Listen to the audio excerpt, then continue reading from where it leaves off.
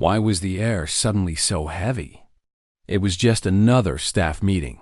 Another day in a career that had gone from the adrenaline of ranger school to the slow death of paperwork and requisition forms. Captain Sarah Chun sat in the back of the conference room, pen resting idle against her notebook, eyes scanning the faces around the long table. The smell of burnt coffee lingered, mixing with the faint chemical scent from the whiteboard markers.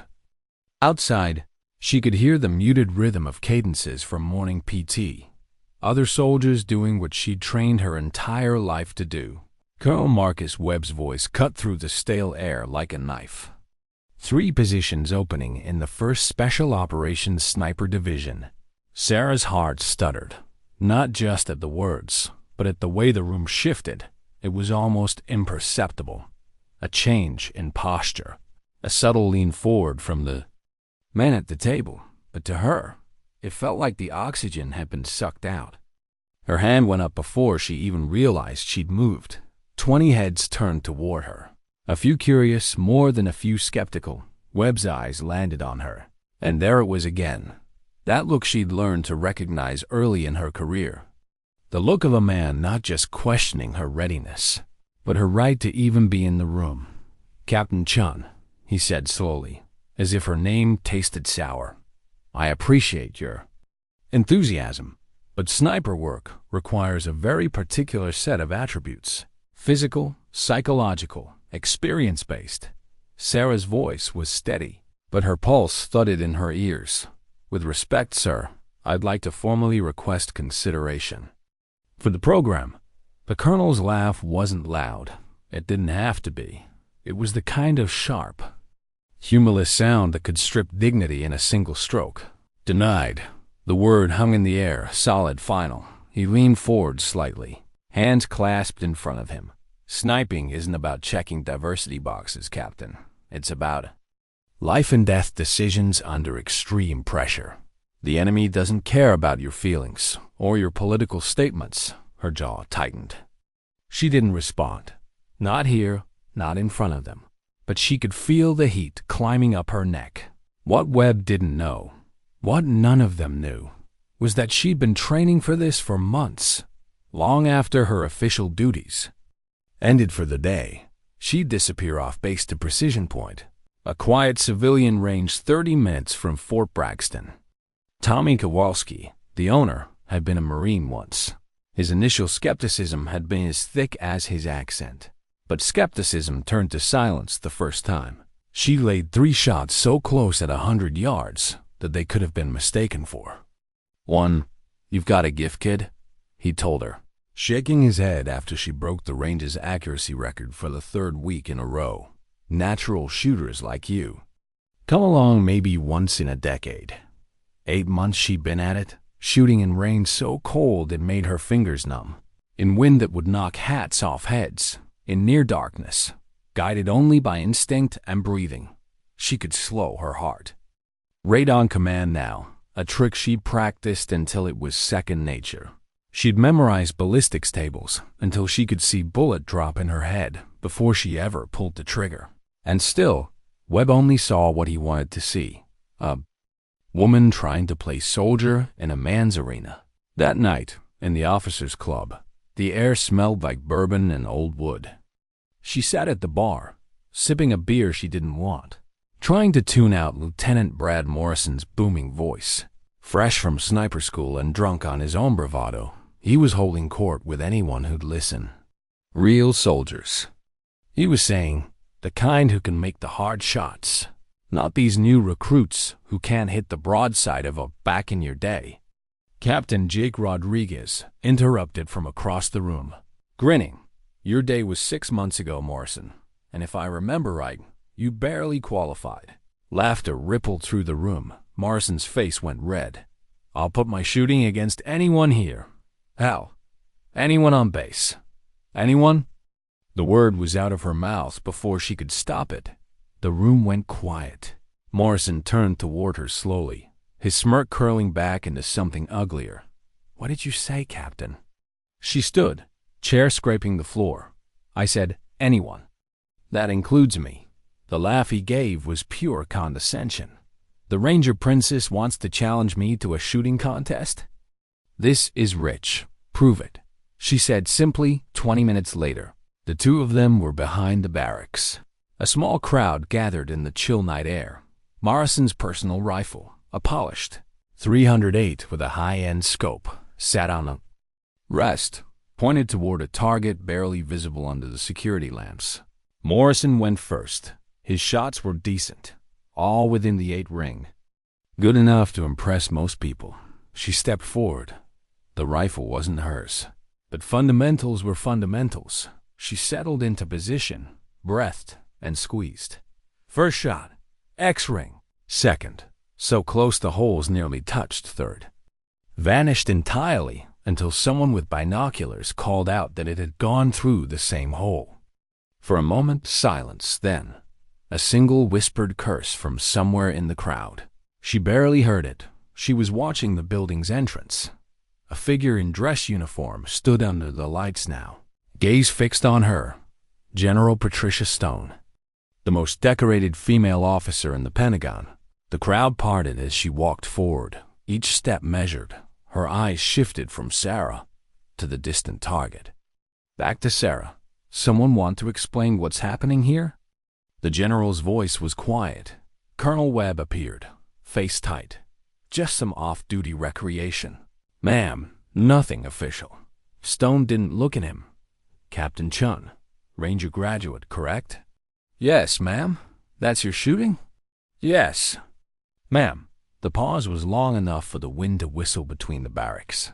Then Stone spoke again, her tone unreadable.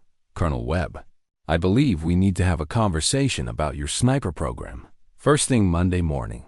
Sarah saw Webb's expression in the security light, the look of a man who just stepped into his own minefield.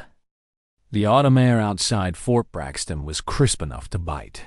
By the time General Patricia Stone's boots hit the tile floor of the administrative wing, her aide was already 2 steps behind, juggling a thick folder of documents and trying to keep pace with her clipped stride.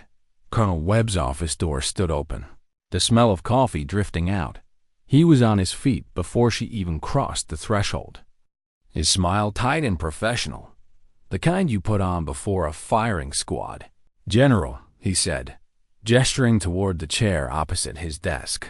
Thank you for making time. Stone didn't sit. She walked straight to the window, hands behind her back, eyes on the training field below where a platoon was grinding through morning PT. I've been reviewing your sniper program selection criteria, she said, her voice calm, almost conversational. Interesting reading, Webb's. Adam's apple bobbed. Ma'am, our standards are necessarily high. Sniper work demands. She cut him off without turning. Physical fitness score of 270 or higher. Captain Chun scored 298. Marksmanship qualification of expert level. She qualifies on multiple weapon systems. Combat experience in high-stress environments. 3 deployments, Bronze Star. She glanced over her shoulder, the faintest arch to one eyebrow.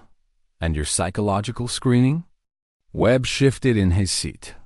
There are intangible factors, things that don't show up on paper. Such as? He hesitated. Too long. Stone finally turned to face him, her expression granted. Which of your clearly stated criteria does? Captain Chun failed to meet, Colonel? He could feel himself being backed into a corner. Every official reason he could give would collapse under her documented record. So he pivoted. General, perhaps we're approaching this wrong. Instead of debating qualifications on paper, why not have her demonstrate in the field? A realistic exercise, something that proves, beyond doubt, whether she can perform under combat conditions. Stone studied him. She'd seen this tactic before. The carefully engineered test meant to prove a foregone conclusion. What kind of exercise? She asked. A comprehensive one. Moving targets, environmental stressors, equipment malfunctions, communication breakdowns. The sort of chaos that separates true snipers from range shooters. If she passes, I'll personally recommend her for the program. The pause that followed was deliberate. When she spoke again, her tone carried the quiet authority of someone who decided the terms and would make them stick. Fine, but it will be documented. Full video, independent observers, standardized scoring. If we're going to test her, we'll do it properly. Webb nodded, but his mind was already elsewhere, calculating wind, terrain, and ways to push her past the point of failure without leaving fingerprints. By Tuesday afternoon, the story had burned through Fort Braxton like dry grass in a wildfire. The official line was that Captain Chun had requested a special evaluation. The unofficial version, whispered in barracks, repeated in mess halls, was that she was about to be put in her place. Bets were being placed, lines were being drawn. In her quarters, Sarah broke down her rifle on the desk and began cleaning it piece by piece, her hands moving with methodical precision. Every part was familiar. The feel of the stock, the subtle resistance in the bolt, the smooth break of the trigger. She'd requested permission to use her own rifle, knowing that in the field, familiarity could mean survival. What she didn't know, not yet, was that somewhere else on base, Sergeant First Class Mike Torres, the armorer, was turning a small screwdriver under Webb's quiet orders. Just enough to throw off the scope alignment. Not enough for anyone to notice. Until it counted. By Wednesday morning, the wind had picked up. Gusts chased low clouds across the overcast sky as soldiers set up the range on uneven ground, placing targets at distances from 200 to 1,200 meters. Sarah arrived at 0800 sharp. Combat. Gear neat, rifle case in hand. She looked calm. Too calm. Webb thought that wouldn't last. He stepped forward, voice carrying just enough to reach the gathered observers. Captain Chun, today's exercise will test your abilities under realistic combat conditions. You'll engage targets at varying ranges while dealing with environmental and equipment challenges. Any questions? No, sir.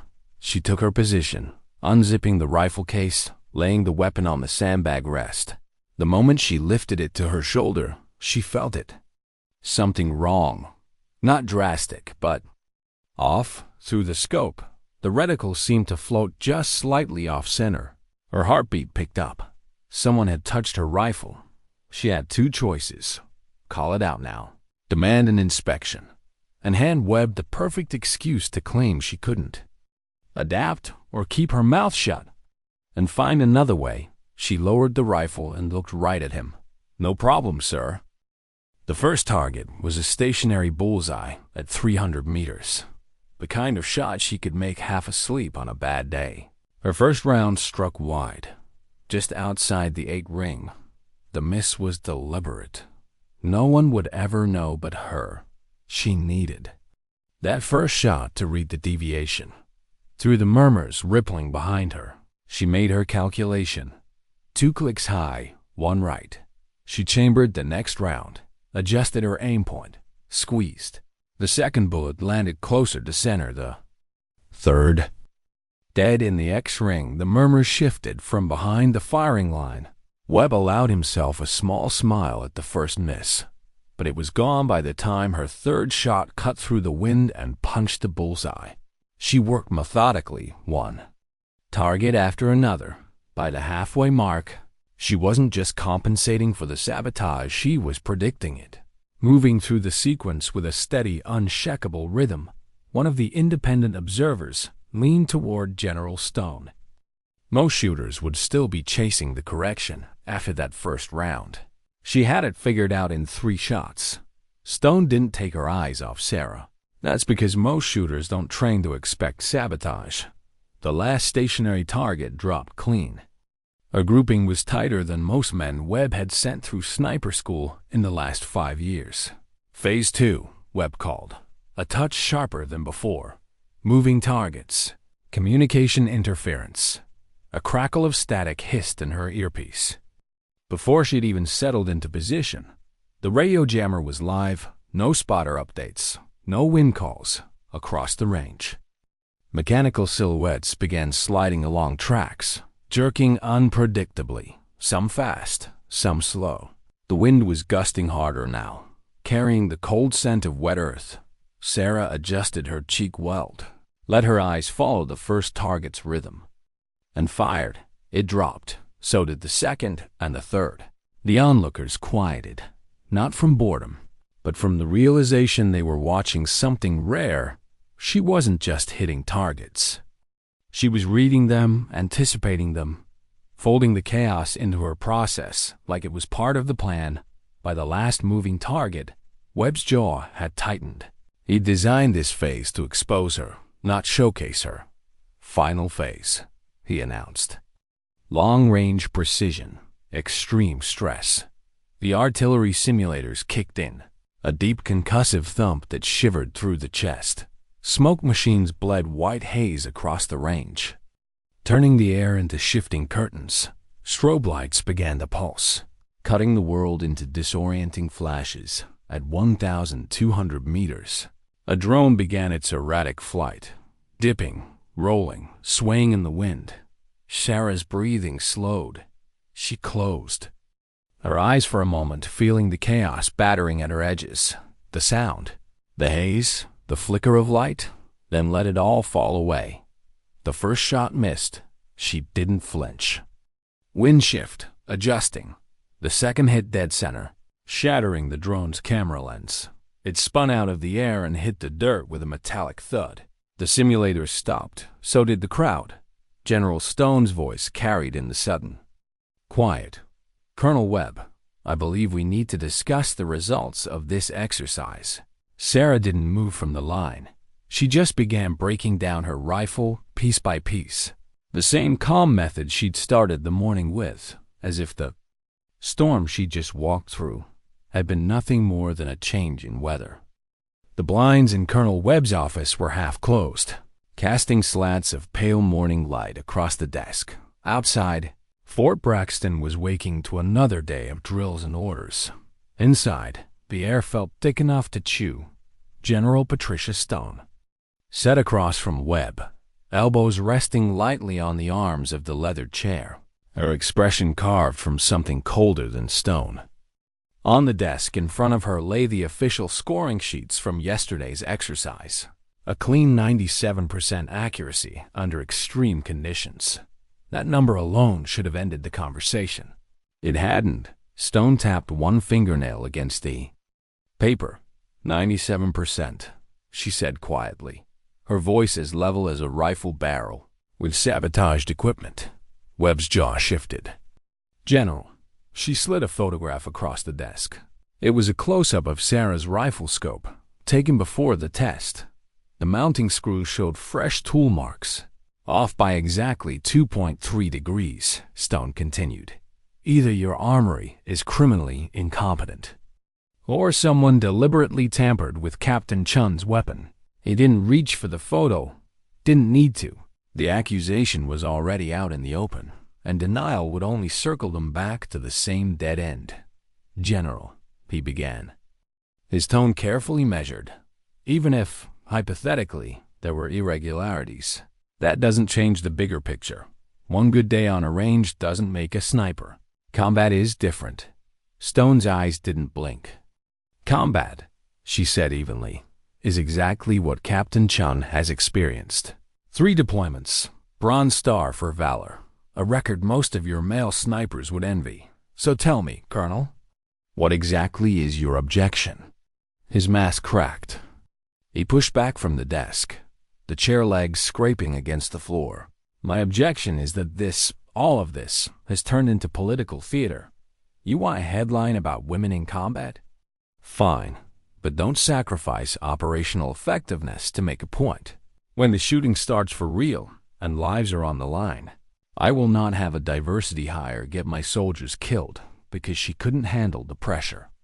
The words hung between them like smoke from a gunshot, acrid, heavy, impossible to take back. Stone's voice was quieter now, but there was something dangerous in it. I see. She stood, smoothing the front of her jacket. Then, perhaps, Colonel, we should put your convictions to a definitive test. Webb frowned. What kind of test? A public demonstration, Stone said, her tone almost casual. Your conditions, your targets, your observers. Make it as challenging as you want. If she fails, I'll personally ensure she never applies for sniper training again. But if she succeeds, Stone leaned in slightly, the sunlight catching the sharp edge of her eyes. You will not only approve her application, you'll publicly recommend her for the program. For the briefest second, Webb's mind hesitated. A public test was dangerous. If she pulled it off again, there'd be no room left to maneuver. But if he could make it truly impossible...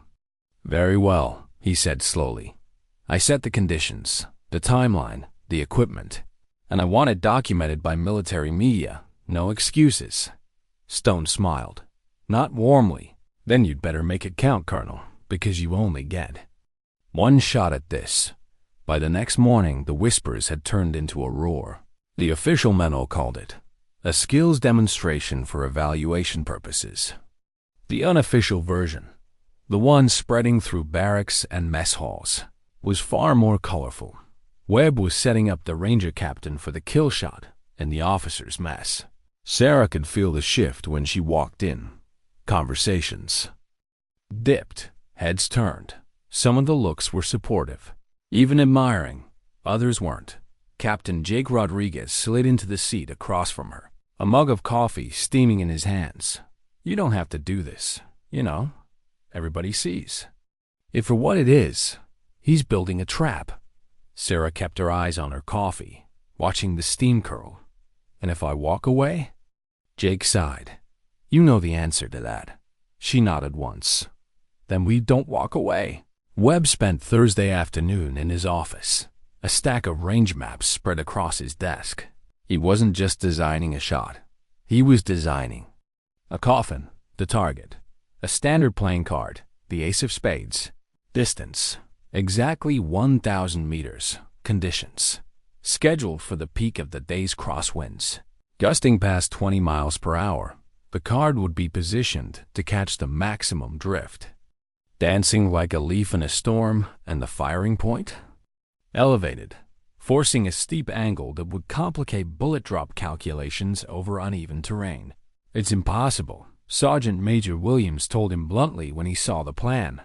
Exactly, Webb replied. When she fails, no one can say we didn't give her a chance. Friday morning dawned with a cruel kind of beauty. Clear skies, sharp sunlight, and wind that snapped the flags hard enough to make the poles vibrate.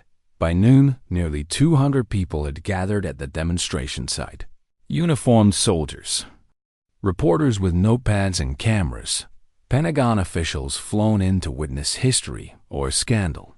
Sarah arrived at 13:30 hours, carrying her rifle case, her hair tucked neatly under her cap. She felt the weight of every eye on her as she crossed to the firing point. General Stone intercepted her halfway. Captain, she said quietly, you don't have to do this. Webb's conditions are... She searched for the word. Deliberate. I know, ma'am, Sarah replied, kneeling to unzip her case. But sometimes extreme situations require extreme responses. Webb's voice boomed over the small PS system. Ladies and gentlemen, today's demonstration will test Captain Chun's abilities under realistic field conditions. The target is a standard playing card at 1,000 meters. Current winds are gusting to 25 miles per hour. Captain Chun will have one shot. Ah? Murmur rolled through the crowd. Even the civilian journalists seemed to understand what was being asked and how close it was to impossible. Sarah stepped to the sandbag rest, lying prone, through the scope. The ace of spades looked almost comically small, a dancing sliver of white and black. She didn't rush. She watched the wind play across the grass, shifting patterns like invisible waves. She felt it on her cheek, timed its pulse. The gusts weren't random. They had a rhythm, erratic, but not lawless. Her breathing slowed. She found the lull. The rifle cracked. For a moment, no one breathed. Then the spotter's voice cut through the silence. Dead center. The card didn't just have a hole in it. It was split clean down the middle. the halves fluttering to the ground like two leaves cut from the same stem. For half a second, the field was utterly still. Even the wind seemed to pause. Then the sound hit. A wave of shouts and cheers crashing through the crowd. General Stone's voice rose over it, calm and clear into the microphone. "Ladies and gentlemen, you have just witnessed one of the finest displays of marksmanship in military history." Somewhere behind her, Webb was already calculating his next move. The cheers from the demonstration still rang in Sarah's ears when she left the range. Even hours later, back in her quarters, the sound replayed in her head, not because of the noise, but because of what it had felt like. For a moment, the weight of every doubt, every whispered comment, every deliberate slight had been gone. For a moment, she'd been more than the woman they doubted. She'd been the shooter who split the ace. That moment lasted until Monday morning. The knock came at 05:30 hours, sharp and loud enough to snap her awake. Two military police officers stood in the doorway, faces unreadable. "Captain Chun," the senior MP said, handing her a folded document. "You are ordered to report to the Inspector General's office at 0800 hours. You are advised that you have the right to legal representation." She unfolded the paper. Her eyes caught on the words: fraud, conduct unbecoming an officer, violation of regulations regarding equipment modification. Her stomach dropped by 0700. The story had leaked. The same reporters who had crowded around her after the demonstration now clustered outside the gates with long lenses and rapid-fire questions. "Captain, did you use illegal equipment? Was the shot faked? Are you prepared to resign?" The headlines shifted faster than she could read them, from legend to liar. Impossible shot or impossible story. In the IG's office, the walls felt closer than they should have. Lieutenant Colonel Patricia Hayes, the investigating officer, had a reputation for thoroughness and zero tolerance for misconduct.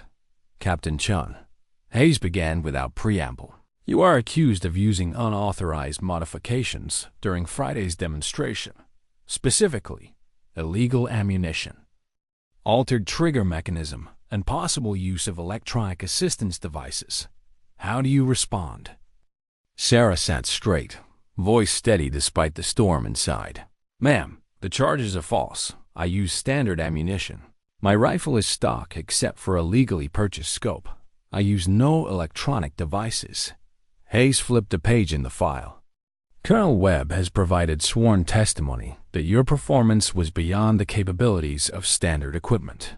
He's also submitted ballistics analysis suggesting your ammunition had unusual characteristics." Sarah's pulse kicked. He'd planned this. Every bit of it. "Ma'am, I request my equipment be independently tested," she said. "Qualified experts can confirm its condition." "That will be arranged," Hayes replied, making a note. Then she looked up.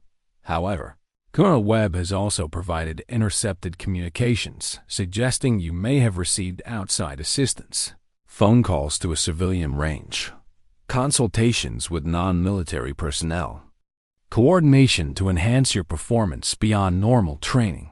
Her mind flashed to Tommy Kowalski's range, to the long evenings she'd spent there, improving her skills. In Webb's version, those hours weren't dedication. They were conspiracy. "Ma'am," Sarah said, her voice sharper now, "I trained at a civilian range on my own time, with my own money. That's not cheating. That's preparation. That remains to be determined, Captain. You are relieved of duty pending the investigation, confined to base. You will discuss this case only with your legal counsel."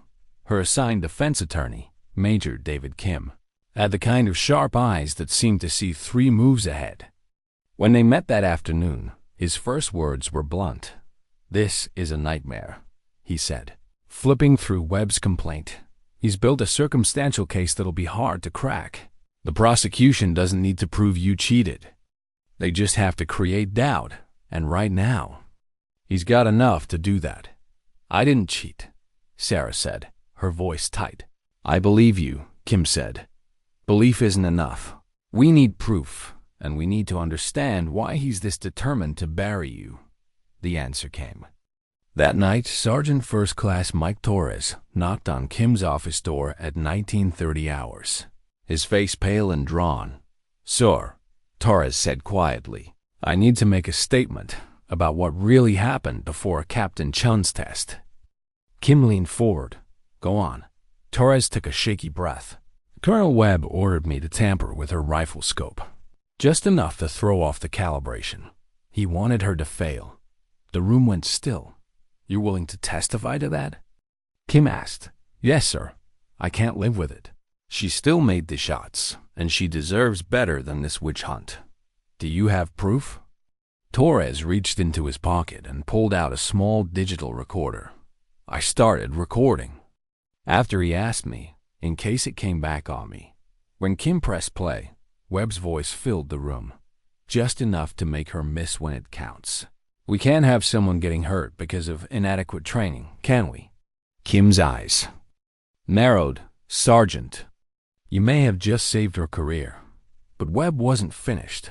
By Wednesday morning, he'd added new charges: conspiracy to commit fraud involving civilians, unauthorized coordination with non-military personnel, and conduct prejudicial to. Good order. The media frenzy escalated. Cable news debated her case nightly, dragging her name through panels of talking heads who'd never pulled a trigger at 1,000 meters, but spoke with the certainty of experts. Sarah stayed in her quarters, blinds drawn, the sound of her own breathing loud in the quiet. The knock that broke that silence came Thursday morning. When she opened the door, Tommy Kowalski was standing there, range cap pulled low, a lawyer at his side, and a briefcase in his hand. "I've been following the news," Tommy said. "What they're doing to you is garbage. I've got security footage of every training session you had at my range, receipts for every round you bought, and logs of your scores over 8 months. Kim spread the papers and video stills across his desk, scanning them with growing relief. The progression was clear. No magic leap in ability, just steady, relentless improvement. Tommy wasn't done. "You're not the only military shooter I've trained. I've got records on dozens. You want to compare skill growth? We can, and yours is earned." The court-martial date was set for Monday. The hearing room was packed. Brass, press, and a handful of soldiers who'd quietly rooted for her from the start. The prosecution painted her as ambitious to the point of dishonor, conspiring to fake a shot no human could make unaided. Then Kim stood. His first witness was Torres. The recording played, Webb's own voice hanging in the air like a verdict. By the time Tommy took the stand, walking the jury through security footage of Sarah in rain, wind, and fading light, the narrative was shifting. She wasn't a fraud. She was the kind of soldier who worked until she could make the impossible feel routine. When Sarah herself finally testified, she didn't raise her voice. She didn't need to. "I never asked to be a symbol," she said. "I asked for the chance to serve where I could make the most difference. I trained harder because I knew I'd be judged harder, and I won't accept that my gender makes me less capable than any man standing here." The jury took less than 2 hours. "Not guilty," the foreman said. The words crisp and clear. The cheers that followed weren't just for her. They were for every barrier that had just cracked. The sound in the courtroom after the verdict was almost physical. A wall of relief, applause, and voices blending into something that pressed against the walls. Sarah didn't remember standing, but she found herself on her feet, one hand braced on the defense table, her other hand gripping Major Kim's like it was the only solid thing in the room. For the first time in weeks, she let herself breathe without measuring each inhale for control. But even as the cheers swelled, her gaze flicked to the far side of the room. Colonel Webb sat rigid, his expression caught somewhere between disbelief and the sharp edge of fear. General Stone stepped forward into the noise like a general does on a battlefield, owning the space without raising her voice. She took her place at the microphone the military press said set up in the aisle, the cameras pivoting toward her like sunflowers to light. "Today, she began. Justice was served, not only for Captain Chun, but for every service member who's been denied opportunity because of prejudice rather than performance. Her voice carried clean and level, but it wasn't just for the reporters. She was looking at Webb now, speaking straight through him. Captain Chun's abilities were never in question. Only the willingness of some to acknowledge them, effective immediately. Captain Chun is accepted into the sniper program. There was a pause, just long enough to let the words land, before she added, and she is promoted to major. The noise in the room spiked again. Reporters shouted over each other. Flashes strobed against the ceiling. And one more thing, Stone continued, her gaze not leaving Webb. Colonel Webb is relieved of command and will face court-martial for sabotage, fraud, and conduct unbecoming an officer. It was surgical, in one clean announcement. She'd ended his career. By the time Sarah stepped outside, the air felt different, cooler, lighter, like the weight pressing against her ribs for months had cracked. Kim clapped her shoulder once. A soldier's gesture. "It's over," he said quietly. She shook her head. "No, the fight's just changing shape." 6 months later, the smell of oil and gunpowder filled the training facility like a second atmosphere. The sniper program's newest class stood at attention in the imperceptible morning light. 12 candidates, 4 of them women. Major Sarah Chun moved down the line, her boots tapping against the concrete. She stopped in front of each face, reading not just posture but eyes. This was her first class as the military's first female sniper instructor. Stone had given her the freedom to shape the program herself. The motto she'd chosen was etched into the wall behind them in clean black letters. Excellence knows nitrogen monoxide gender. Tommy Kowalski was there too, leaning against the back wall with a quiet pride only he would understand. He'd watched her at her lowest, and he'd been there when the impossible shot had turned her into something more than a soldier with a rifle. That shot was now part of military legend. They'd shown it in recruitment videos, studied it in training modules, but for Sarah, it was no longer the peak, just a beginning. After the graduation ceremony that spring, a young private approached her, nervous but determined. "Ma'am," the private asked, "I want to try out for sniper training next year. Do you think I have a chance?" Sarah smiled, not the polite smile for public moments, but the quiet, knowing one she reserved for people who reminded her of herself. "Private, if you're willing to work harder than you've ever worked.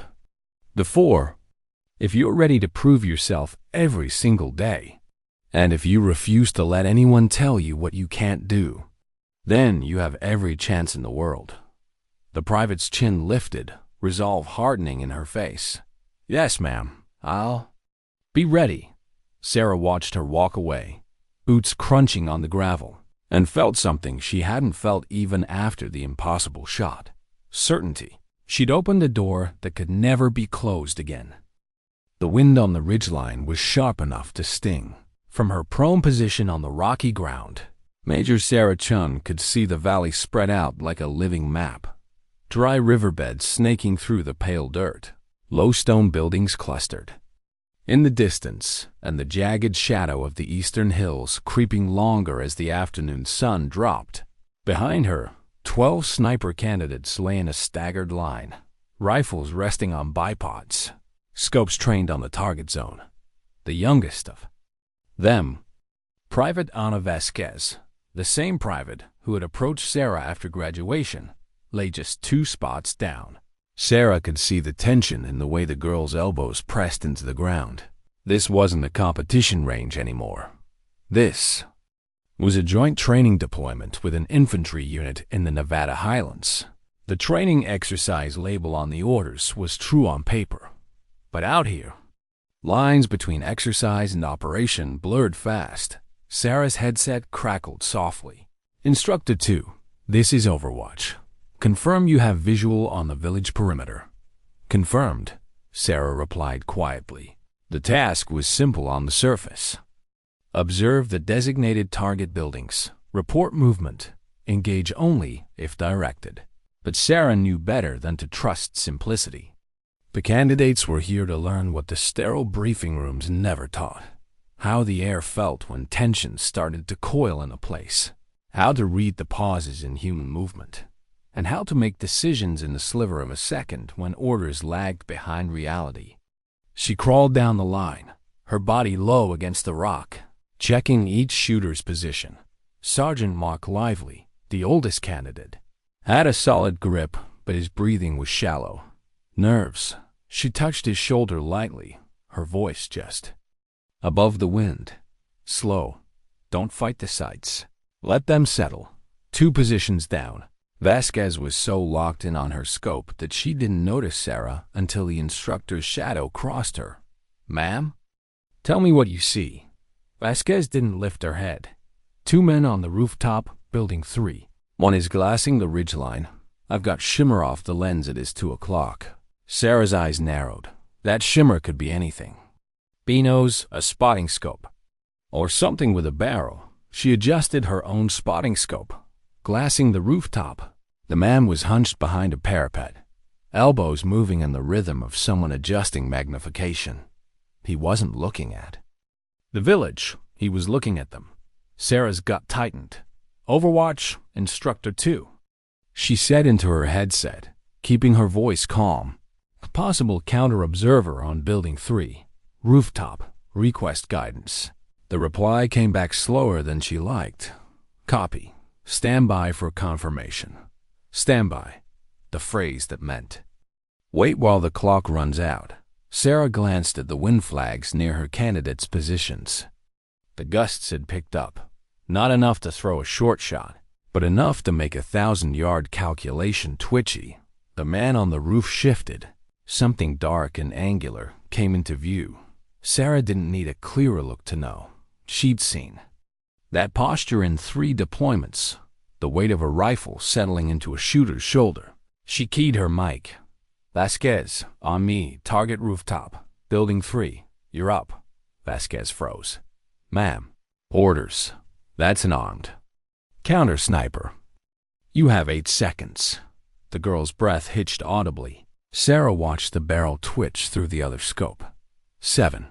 Vasquez adjusted her aim point, her fingers tightening on the stock. 6. The wind shifted, rustling the dry scrub around them. 5. Wind left to right, 0.4 mil. Sarah said evenly. 4. Through Sarah's scope, the man's cheek welded to his stock. 3. Center mass or glass? Vasquez asked, voice tight. Glass, drop his eyes. 2. Vasquez's shot cracked across the valley, through the glass. Sarah saw the counter-sniper's scope erupt in a puff of shattered lens. The man jerking back, hands to his face. Target. Neutralized, Vasquez whispered. Sarah keyed her mic. Overwatch. Hostile counter-observer disabled. Recommend immediate ground sweep of Building 3. An infantry squad moved in minutes later, confirming what Sarah already knew. The exercise had been watched by a live, armed presence. The official story in the after-action report would call it an unplanned, hostile observer engagement. Unofficially, it was the kind of moment that made or broke a sniper. That night, in the dim light of the FOB's mess tent, Vasquez found Sarah at a corner table. I hesitated, she admitted quietly. Sarah didn't look up from cleaning her rifle. You fired before the shot came back at us. That's the job. I wouldn't have if you hadn't counted me down, Vasquez said. Her hands were still shaking, just enough for Sarah to notice. I was afraid of missing or hitting wrong. Sarah set the cleaning rod down and met her eyes. Fear's fine. It keeps you alive, but you can't let it make your decisions for you. The second you let fear pull the trigger, or stop you from pulling it, you've already lost. Vasquez nodded slowly, as if filing the words away somewhere deep.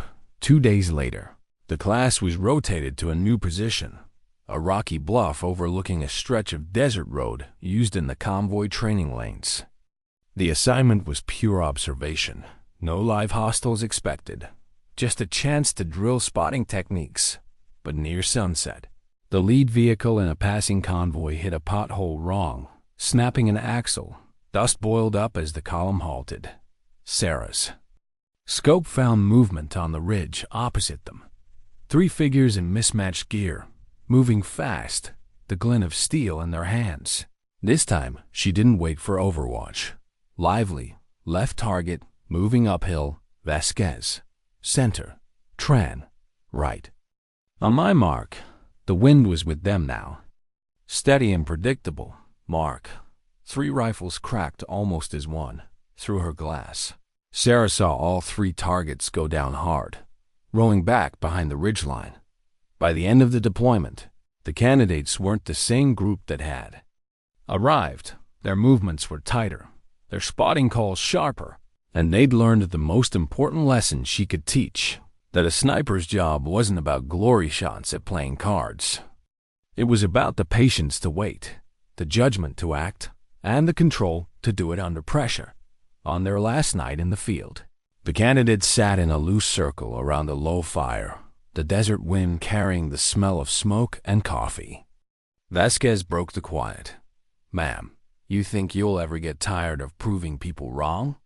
Sarah smiled faintly into her mug. "Not my goal anymore." "Then what is?" Lively asked. She looked around the circle. 12 faces reflecting the firelight, some still lined with youth, others already carved by years of service. "To make sure none of you ever have to fight the battles I had to fight just to get here," she said, "so you can spend your energy fighting the ones that matter." The fire popped softly, and for a long while, no one spoke. The Ki-130's engines droned like a low thunder through the fuselage.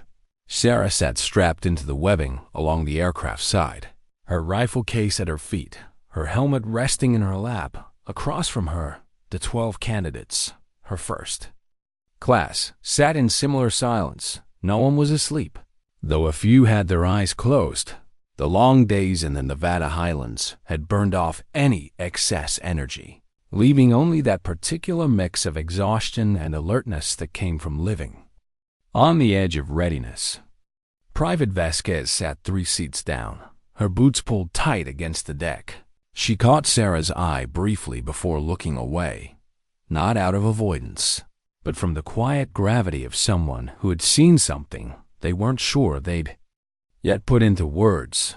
The ramp lowered when they landed at Fort Braxton, and the warm wind swept into the cargo hold. They disembarked in silence. The familiar smell of the base, asphalt, jet fuel, and the faint iron tang from the firing ranges, replacing the desert dust. 3 days later, the class stood on the parade field, rifles slung, dress uniforms crisp in the afternoon sun. Graduation, Tommy Kowalski was there again, standing toward the back in his well-worn ball cap, his weathered face breaking into a grin whenever Sarah's eyes found him. General Stone spoke briefly, her words measured, her praise restrained, but Sarah could hear the pride beneath them. "Excellence knows no gender," Stone said, nodding toward the inscription on the facility wall. "Major Chun's example is proof that the hardest battles are often fought before the first shot is ever fired."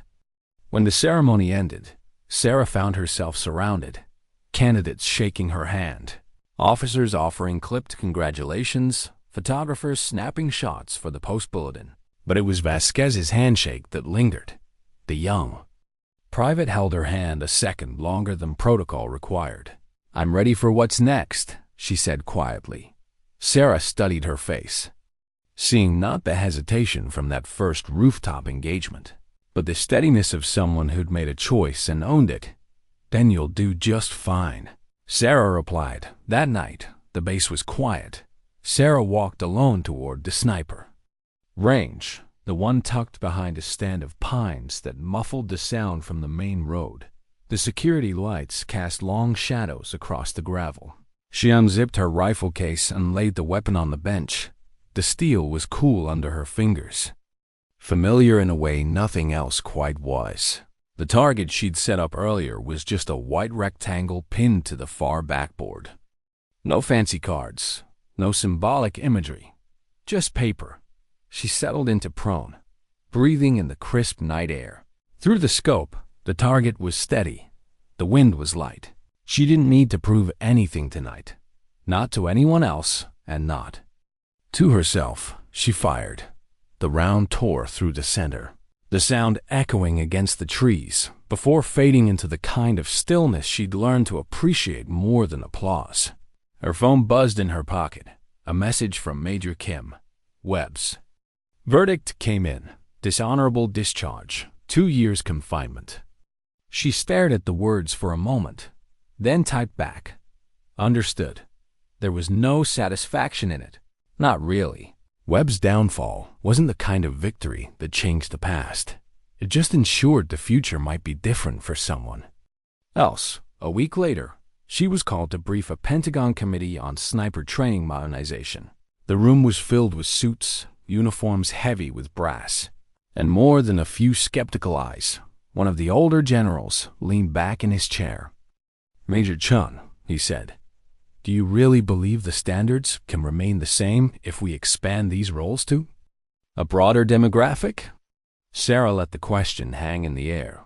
Then she said, the standards are what I live by. They don't need to change for anyone, including me. What needs to change is who gets the chance to meet them. There was a pause. Then Stone's voice from the far end. Well said. Months passed. The program grew. More women applied and passed. Others didn't. Sarah made sure every candidate understood that the wall she'd fought to break wasn't a shortcut. It was a door. They still had to walk through it. Late. One evening, she was in her office when Vasquez knocked. Permission to speak freely, ma'am? Granted. Vasquez stepped in, closing the door behind her. I'd been offered a spot on an overseas deployment. Observation role. Possible overwatch duty. I wanted to thank you before I go. Sarah leaned back, studying her. Thank me when you come back. Vasquez's mouth curved into the smallest of smiles. Yes, ma'am. When she was gone, Sarah looked at the photo on her desk, a printout of the impossible shot. Someone had caught the exact moment the cards split in the air, both halves, suspended for a fraction of a second before gravity claimed them. She remembered the wind in her face that day, the stillness that came over her in that narrow window when the shot was possible. The way the crowd's roar had felt like it belonged to someone else. And she thought about something Tommy had told her, back when she was still just another customer at his range. Hitting the target is skill. Knowing why you're aiming at it. That's the part they can't teach you. It was late when she finally left the office. The night air was cold enough to make her breath visible, each exhale vanishing into the dark. She walked past the facility's wall, the motto catching the light from the street lamp. Excellence knows nitrogen monoxide gender. She touched the edge of the lettering with her fingertips, not as a symbol for herself, but for the ones who'd come after, the ones who wouldn't have to ask if they belonged, because some things didn't need to be said anymore. They just needed to be done. The final line settled in her mind like a shot she knew she'd made before. She saw the impact. Sometimes, dignity doesn't speak. It simply acts.